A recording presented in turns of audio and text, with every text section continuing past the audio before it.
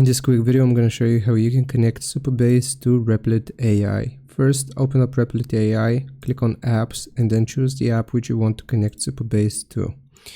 After you have opened up the app, you want to give it this prompt, connect Supabase, and it is going to ask you for your Supabase credentials. So we are just going to choose that. Yes, I have my credentials ready, and it is going to think for a little bit. While it thinks, we want to click on our profile icon in the top right corner of Supabase, go to all projects, select your project here. That scared me. And open up your project yet again.